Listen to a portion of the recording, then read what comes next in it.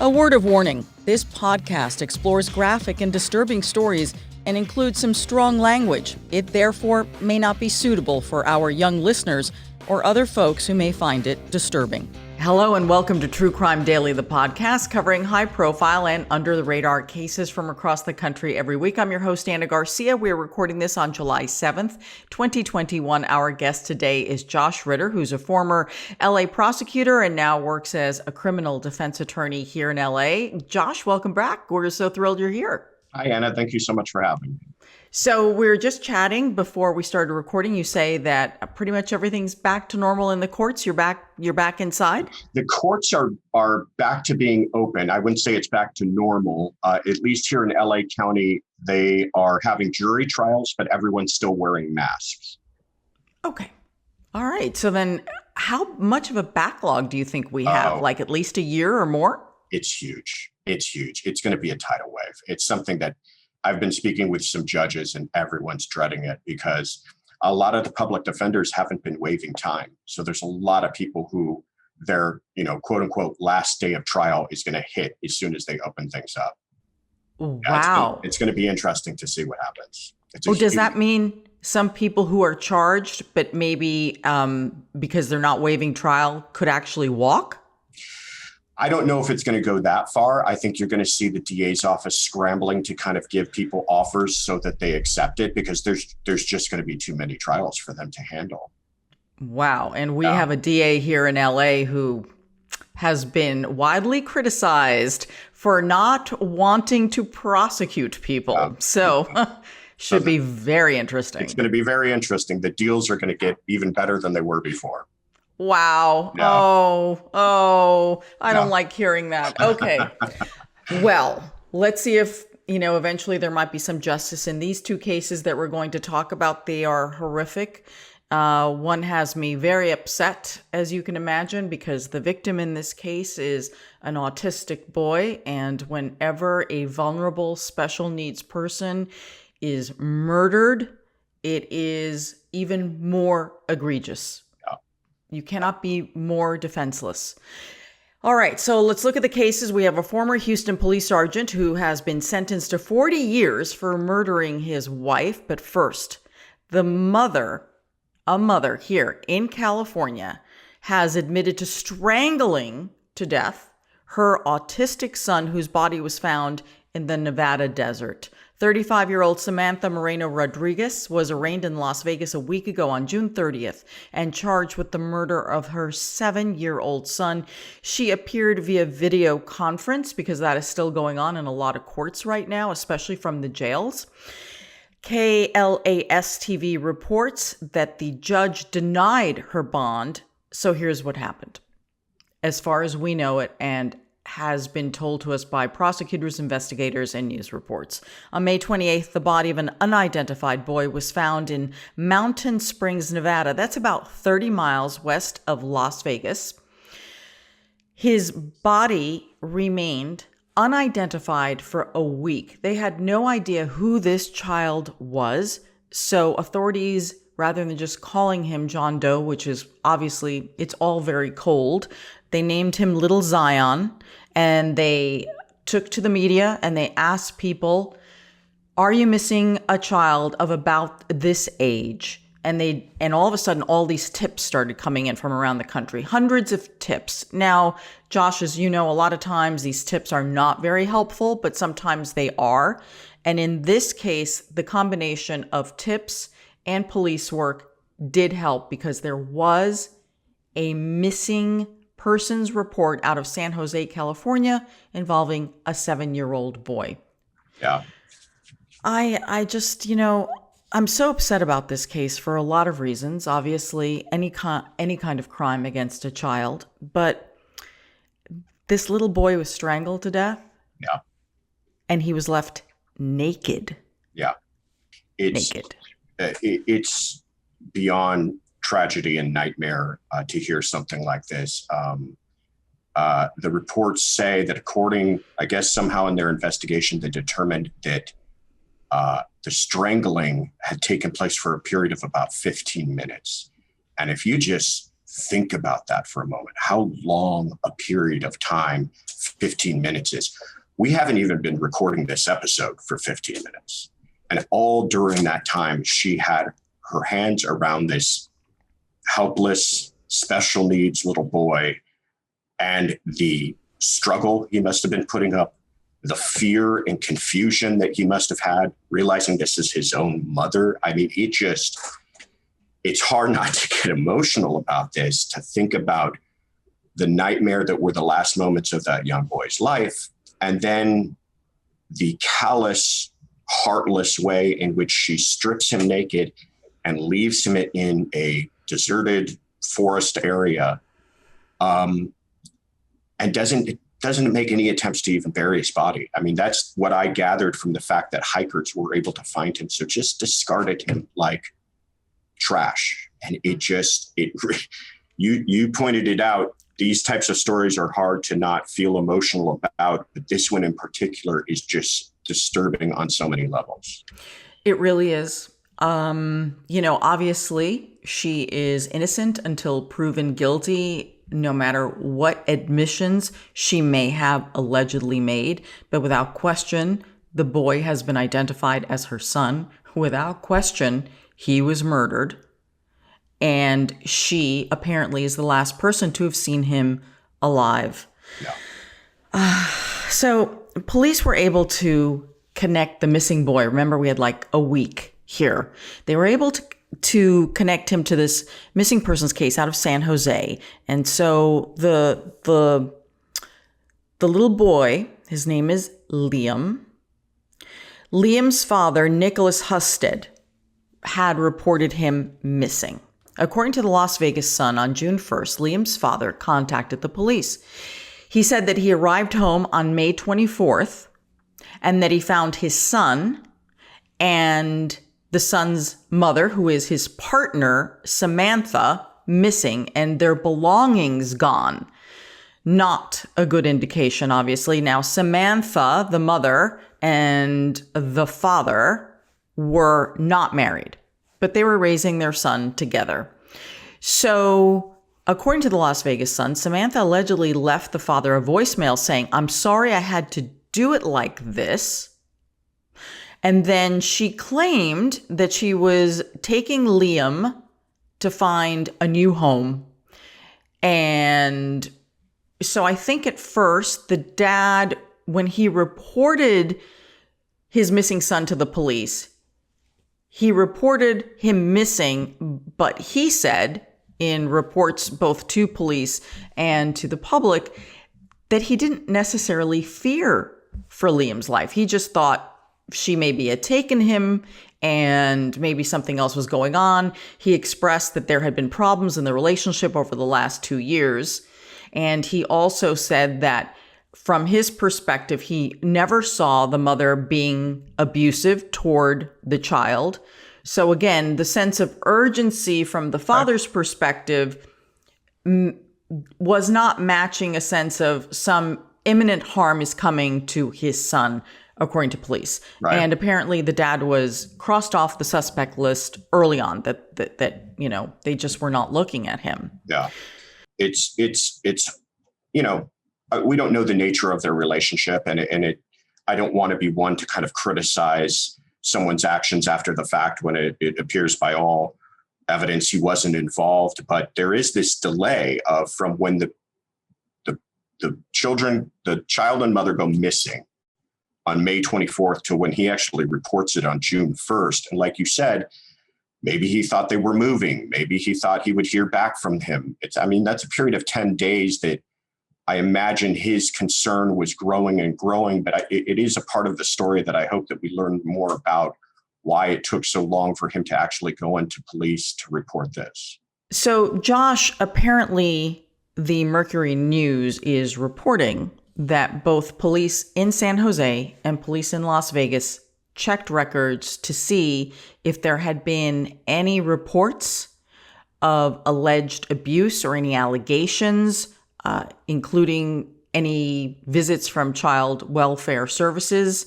And apparently police were not able to find that in the history here, which again, that may support what the father was saying, that he didn't believe that the mother had ever been abusive toward the child.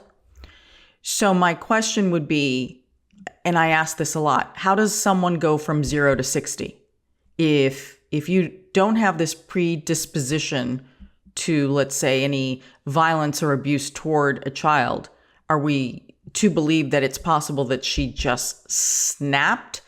Because it's the location, it's what happened to the child's body that leads me to think, I don't know if I buy that. Yeah. No, it just doesn't make sense, like you said. Apparently, according to some of the reports, she had a growing frustration with caring for the child. But you're right. Why wouldn't that manifest itself in other acts of kind of abuse that might have been noticed by friends or family members before that? You think a mother gets frustrated with her child. Perhaps there's some sort of slapping that takes place, or incidents where witnessed in public her having an outburst or something like that. But for no accounts, at least nothing that we're hearing from friends or family now, and certainly nothing reported to the police, to, like you said, go from 0 to 60 to commit this just brutal, heartless murder. I can't stress enough again the personalness of this type of a murder, of strangling someone to death, is so different than even a shooting or a poisoning or something else where you're a little detached. But she is so intimately involved in the murder of this child. And again, I know we're dealing with allegations, but I'm going off of what is being reported as part of her confession to police. I also read in some of the news accounts that the child was having some behavioral challenges and that the family was getting support and some counselors, even some in-house help. But when the pandemic hit, those resources were pulled. And as you can imagine, that would make a very challenging situation that much more difficult if you need additional resources. But again, nothing could ever get to this point. I mean, this is just not the solution for anyone who needs help. But that may give a little context to what was going on, and also the fact that the relationship was not going well. So on June 7th, the FBI in Las Vegas finally announces that the boy has been positively identified as 7-year-old Liam Husted of San Jose. Authorities had identified his mother, Samantha, right away. And what was interesting is that when the police put pictures up of the little boy that he had finally been identified, a friend of the family, a friend of the mother's, recognized the little boy and called authorities, which additionally helped, just so you can understand that things are coming in from different places. It's not just the father assisting and other family members. It's people who are seeing this in real time, because, it is an unusual thing to find a child murdered, left near a wooded area. That is just not a normal thing, especially when it appears so deliberate in the strangulation and the removal of his clothes.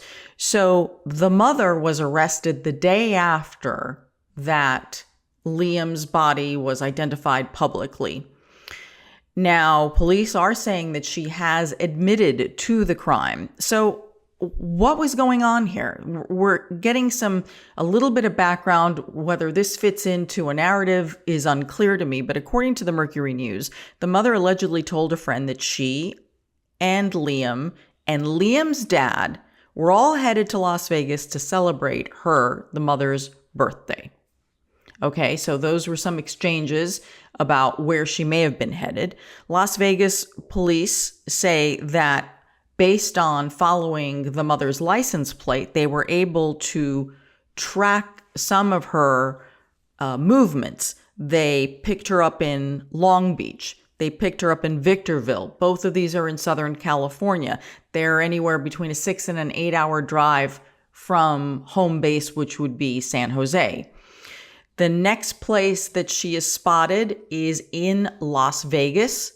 And according to the hotel, the little boy was alive when they checked in. which is important because you're trying to figure out when was he murdered. We're still waiting the results of the autopsy.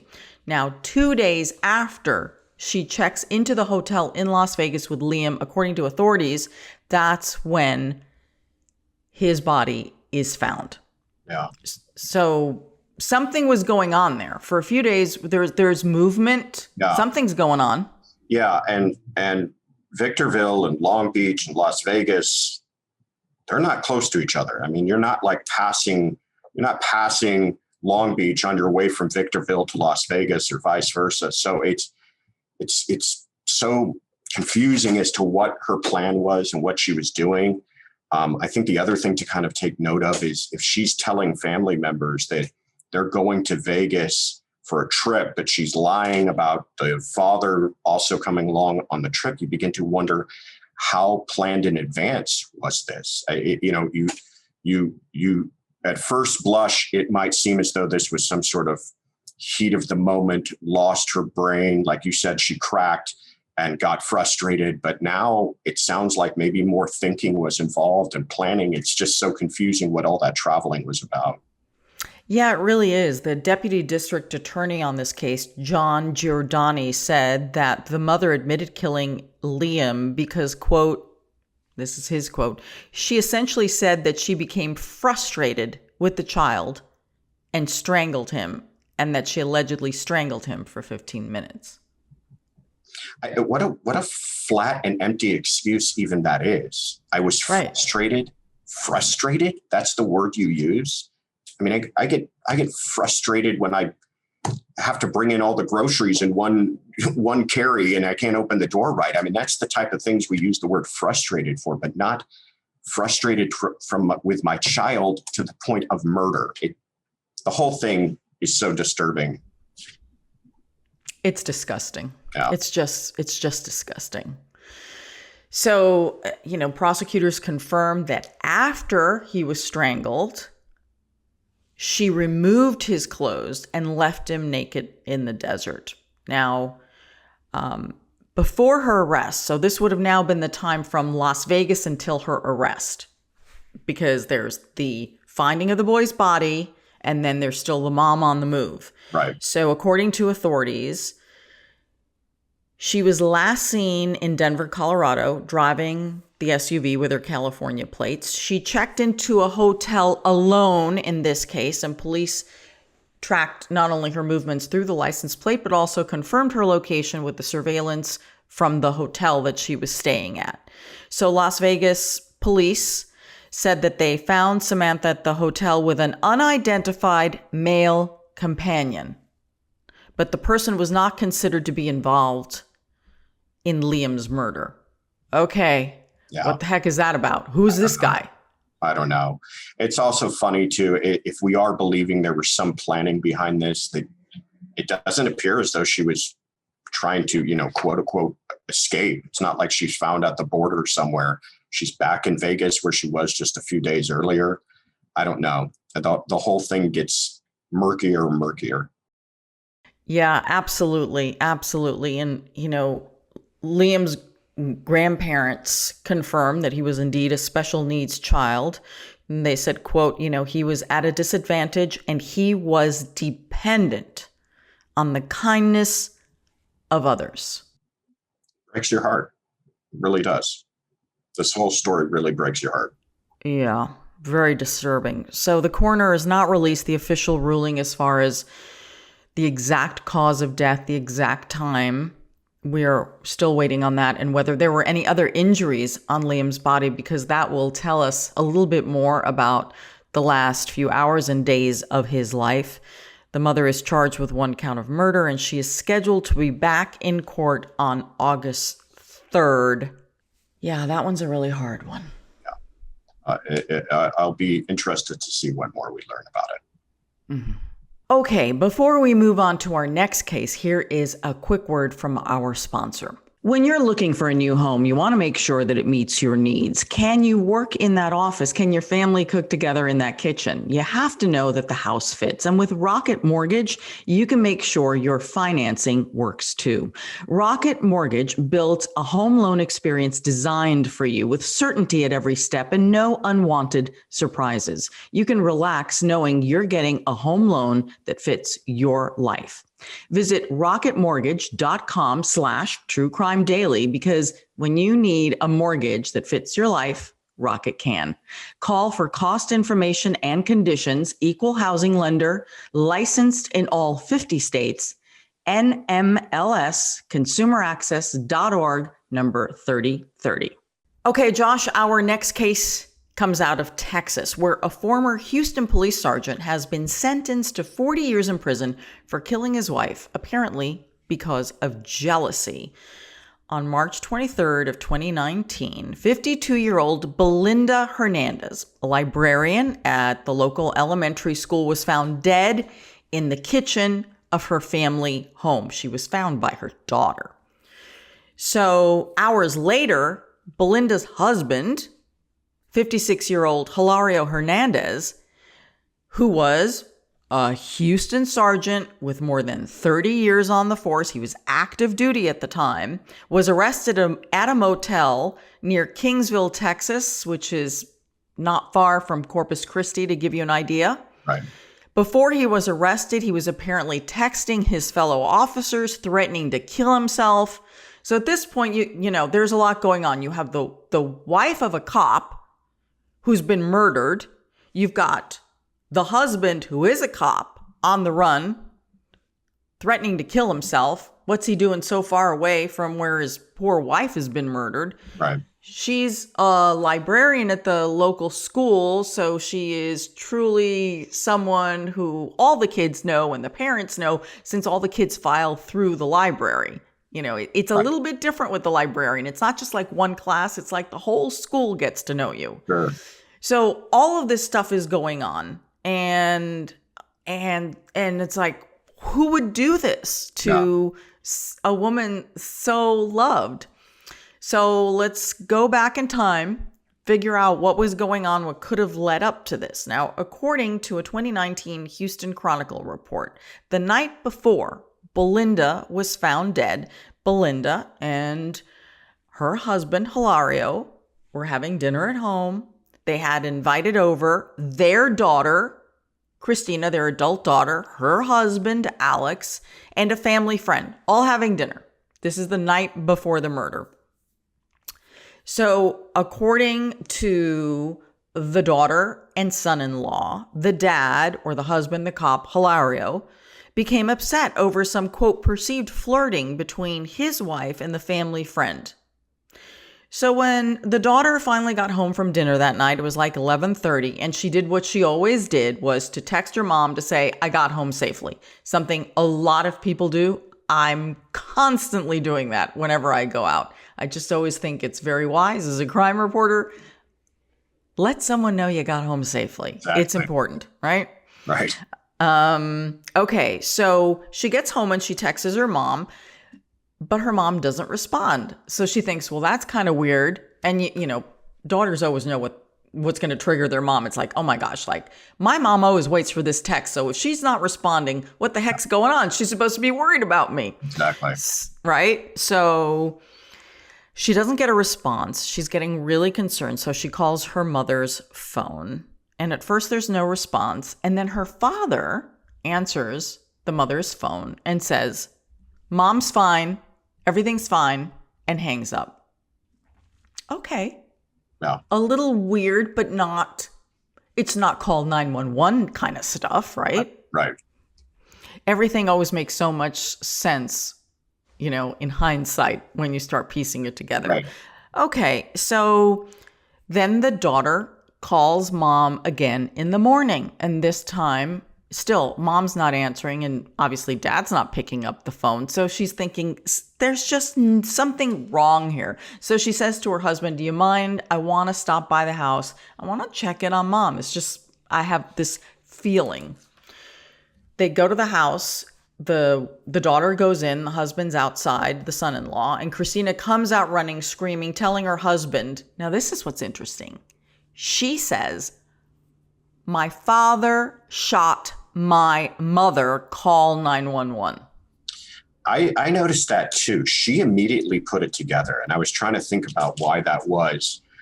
And either the daughter has been perceptive to perhaps some underlying resentment in that relationship, or it could have been as simple as, I think reports said that a gun was found on the kitchen counter.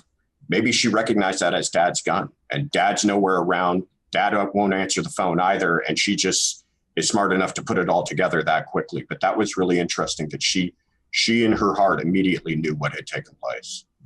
Yeah, it really is, because I think ordinarily one would come out screaming, "My mother is dead. Right. My mother is dead. Someone killed my mother." Right. Called the police. You'd be afraid that the person's still in the house. It is very, very telling as to why she felt that. Now, to give you some background here, a neighbor who lives across the street told the Pearland police that he had heard multiple gunshots while walking the dog outside their home around midnight. Okay, now, if I'm walking the dog at midnight and I hear gunshots, I get it, it's Texas. Yeah. But do you not call authorities? I'm glad you brought that up, because that was one of the things that just struck me as so bizarre and also irritated me. First of all, you're right, it's Texas, but it's the middle of the night and you hear multiple gunshots. A phone call to police saying, "Hey, I just heard this." And that's not to mention, I mean, I don't know how rural an area they lived in, but if one neighbor's hearing it, I got to imagine other neighbors have perhaps heard it. And then I think the report was that he saw Hilario leaving the house in a pickup truck shortly thereafter, the same neighbor. I hope I'm getting that right. I understand you don't want to get into your neighbor's business, but I mean, it's time to pick up the phone, because something awful may have happened. Yeah, that's just a pretty, I think, it's not ordinary to hear gunshots in a residential neighborhood is what I'm trying to say. Yeah. Unless, depending on where it is that you live, if you're near a range or something like that, or the time of day, it probably wouldn't have changed the outcome. However, I would say, what if she were still alive? Yes. We don't know that, do we? No. We don't know we don't know how long she when police found her, she was dead, but who knows how long she laid there struggling. Who knows? And a phone call may have changed all of that, and it may not have. I don't know, but it is bizarre. I thought that immediately kind of popped out to me as kind of bizarre behavior. Yeah, I think so. I really do. So police investigators say that they found the black handgun on an island in the kitchen on a counter. And there were numerous spent shell casings around the kitchen and near the back door of the family home. Okay, so that presumably would have made it even louder if you're like near a door and the door is open. Absolutely. I don't know that the door is open, but you know what I'm saying. Yeah. They found her face down in the kitchen, on the kitchen floor, and she was declared dead at the scene. Well, yes, it's the next day. Yeah. Yes, of course she's dead by this point. Now, Belinda and Hilario had been married for more than 3 decades, and they had 2 grown children. Now, this case has made its way through the courts. So, as we said, he finally entered this plea deal. So, what is interesting is, as I mentioned, Belinda was a librarian, and the local newspaper had done a profile on her a few years earlier. And the profile was really interesting. And it was about how she was describing how happily married she is, that she loves her children. And she told the Chronicle in 2014, she was featured about fulfilling her dream to become a teacher. She said, quote, "I always had one regret. I wish that I had gone to college and become a teacher." And then she did. She ended up going back to school, and in 2011 made that a reality. So, as I had said, she was so popular when all this happened and they found out that she was murdered. Extra counselors were sent to Shady Crest Elementary School to help the kids cope with this. And I have to imagine it's additionally more confusing for children when you're finding out that your librarian has been murdered, and she has been murdered by a police officer. Yeah. It sounds like she was a genuinely really highly regarded and liked person in her community too. This whole thing, on paper, it's again one of those things where you don't understand it. They've been married for 30 years. That's a long time. He's been a cop for, I think, the same amount of time. She's been a librarian for 20 years. These are stable folks. These are people bouncing around from job to job. These aren't people who are living, high risk lifestyles that you would expect this kind of violent outburst, perhaps. These are, a cop and a librarian who've both been in their jobs for a couple of decades, have been married for 3 decades. On paper, that sounds like really stable folks. And for that all to change in an instant over him getting upset over perceived flirting, it blows my mind. Like, again, maybe there was more to this. Maybe there was a history of some sort of problems or domestic violence in that household, but we don't see any of that in front of us. And so it's just, we're left with this inexplicable situation. Mm-hmm. It really is. So Hilario has been sentenced to 40 years in prison as part of his plea deal. And as I said, not only is it confusing for children trying to process their librarian murdered by a police officer, the couple has 2 adult children. No matter what your age, whether you are a child or whether you are an adult child of a murder victim, that loss is unbearable, and it is a massive tragedy. And in this case, I found this quote very interesting. The daughter made a comment to the news cameras after sentencing and said that this has been a devastating situation for my brother and myself. Essentially, that day, we lost both our parents. Yeah. And then she went on to say it is now about their mother's legacy, not about him. Yeah. So, I mean, that's true. I mean, we think about it more when there are young children involved and one parent kills the other parent. We're always like, oh my gosh, like, how is this child ever going to be raised? Because one is incarcerated and the other parent is dead. But in the case of adult children who don't necessarily have to be raised or taken care of the way a minor, I mean, that's really something. You have to live with the fact that your father killed your mother. Yeah, it's an earth-shattering consequence to that family. I mean, and which will last for who knows how many generations too. I mean, these grown children, I imagine they might have children, and how do they explain what happened to grandma and grandpa? I mean, it's just devastating. Another interesting thing about this case, and I don't know more about it, and I'm curious, is that it's fairly uncommon for folks to plead to murder Yes. and get 40 years.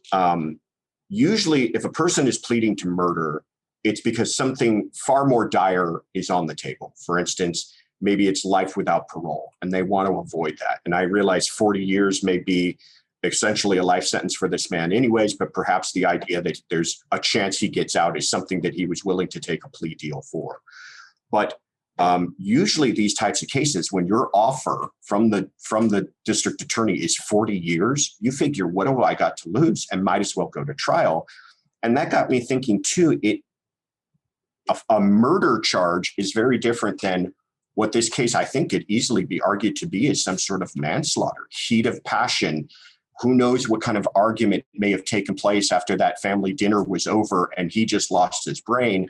So it stuck out to me to see a person plead to murder and then see them plead to murder for as many as 40 years. So I'm curious to know kind of the behind closed doors discussions that were being had about all that. I would think that the children of both the murder victim, right, and the children of the accused, my guess is that they had a lot to say about what was going on with dad, and what may have come out in this trial and how difficult that may have been.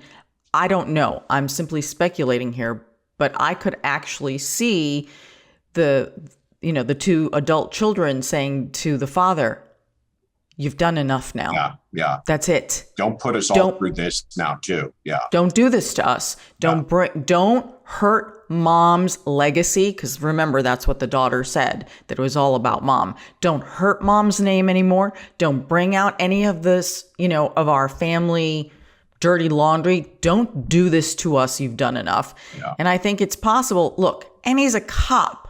Yeah. Right? And he's a cop. So, it's true. He could have gone for that, but maybe he's looking at it. He's in his 50s. So either way, however it goes, even let's say he had been convicted on manslaughter, chances are he wouldn't have gotten away with it. He would have been convicted. And why at this put point, everyone through that? Yeah. 20 or 40, chances are you're not getting out, buddy. And he was obviously in a very despondent state of mind afterwards. I mean, if he's calling friends and saying he's going to kill himself and everything else, it doesn't sound like he felt any sort of rationalization for what he just did. And perhaps it was just, he's ready to just do his time. He realizes what he's done and he's ready to do his time. Yeah. We don't see that an awful lot because people are so inherently selfish. Yeah. But if the last thing that he does is to spare his two children more agony and the rest of his family and saves the wife's memory from digging up all sorts of stuff about their who knows what would have come up. Sure. What would have come out, right? Really good points. Yeah. That's all I can think of, that perhaps a little shred of humanity managed to shine at that moment where he said, "Okay, I'm not going to do this to you kids. I've already, I've killed your mother and you've lost your dad." Yeah, I'd like to think so. I like to think that maybe you're right. The tiniest shred of humanity, right? Yeah. Well, it is time for our comment section. These are the crime cases you all are talking about. And here to tell us what you are talking about is our very own Owen Michael. Hey, Owen. Hi, Anna. Hi, Joshua. Good to see you guys. We do get comments across our social media on all of our platforms, and we read everything that we can, which is usually all of it. So stop in and weigh in on some of these cases. This week, we've got a couple of food-related items. An Iowa man was arrested after allegedly calling in a bomb threat to a McDonald's restaurant because there was no McNugget sauce included in his order. He was charged with false report of an explosive, which is classified as a hate crime in this case. Mel C says, "No sauce in my bag is a massive crime in my eyes, but not enough to call in a bomb threat." Cameron B says, "And I thought I was bad for trying to fight the Taco Bell manager for no nacho cheese." And Jam K says, "I mean, have you ever had their nuggets without sauce?" Opinions on fast food and fast food related items this week. We see that so much, don't we? I mean, honestly, it seems that people do go berserk when they're trying to get their order and it doesn't come through. And I always think that was the straw that broke the camel's back. What was going on in this person's life that he decides to go berserk because of a sauce situation? Yeah. I just can't imagine what he would have done if the ice cream machine was broken, because that thing's always busted up. It's always broken, isn't it? I suppose everybody's sort of inured to that, but I can't imagine being so angry that I'm going to call up the restaurant. I mean, we've all had stuff left off our orders, calling into the restaurant and then, getting into a beef with the manager or whatever, and then allegedly making these threats. It sounds like there's a lot going on outside of the McDonald's order in this particular case. Exactly. For our next one, we've got a New Hampshire man pleaded guilty to tampering with a consumer product after he put razor blades in pizza dough sold at supermarkets across Maine and New Hampshire. He faces up to 10 years in prison for this. He reportedly worked for a company that makes dough for competing pizza companies. Johnny C said, "I had pizza last night. Good thing I ordered it rather than buy it frozen." Okay. Alex S says, "Charge him on each count for attempted murder, or since each pizza could feed up to 8 people, charge him on 8 counts per pizza. Some creative sentencing going on there from Alex. And Chris G says, psycho, make him eat an entire pizza with pineapple on it. Rough. Strong opinions on pineapple. Ooh, that to me is very different from the case you just told us about, Owen, because the first case over the sauce and the nuggets, clearly the guy went berserk. Okay. I mean, it's not a normal way to react, but more of a berserk thing. Heat of passion. Heat of passion, right? To this was it. I'm snapping. I've lost my mind. This is a calculated, more deliberate kind of a crime. It's not only stupid, it is so dangerous. Yeah. Who eats pizza? Kids. Yes. Right. And can you imagine the panic? Kind of tragedy? Yeah. And can you imagine the panic that if this got out that there were razor blades and pizza dough, that could gum up the works and have people paranoid for weeks across the northeast and the northeastern sector there. So yeah, it's a serious deal, and it kind of brings to mind some of the other tampering issues that we've had in the past and supermarkets and that kind of thing. And it's just sort of it indicates something else going on there as well, I would imagine. Yeah. Yeah, that's really, really frightening to me. Well, they're both frightening, but that one is just like, ooh. Yeah. Stay safe on your eating habits there, folks. Yes. Absolutely. And it's okay if you don't have the sauce. Okay. It's going to be all right. That's right. It's going to be all right. Thanks, Owen. Bye, guys. Bye. See you next week. Well, that is our episode for this week. My goodness. Josh, thank you so much for joining us, giving us some insight into these horrible cases. All right, if someone needs a defense attorney because they have been doing stupid things like blowing up because they don't get their McDonald's sauce or other stupid things, where can people find you or follow you? Please look me up. Our law firm is in Los Angeles. It's worksmanjackson.com. And you can find me on Instagram at Joshua E. Ritter. And I'm Ana G. News, Anna with one N. I do want to remind everyone about a programming note. We just recorded a new episode of My Favorite Case, and this one is about that murdering vixen, Jodi Arias. And Dr. Judy Ho joined us on that case. She chose that case. Josh, I know you've done one of those episodes with us on a crazy case between a woman who was feeding stray cats and a firefighter who was convicted of attacking her because he got mad that she was feeding the cats. So I just want to let everyone know that we do have My Favorite Case out there, and some of them are very cool and interesting. It's kind of like a behind the scenes, what was really going on. So please look for those. And as always, you can find our content on Spotify, Apple Podcasts, Stitcher, Google Podcasts. Of course, you can watch on YouTube. You can subscribe to our channel, and you can get updates by subscribing to our newsletter at truecrimedaily.com. Owen puts those together. So until next week, this is True Crime Daily, the podcast. I'm your host, Ana Garcia. And as we always say, don't do crime.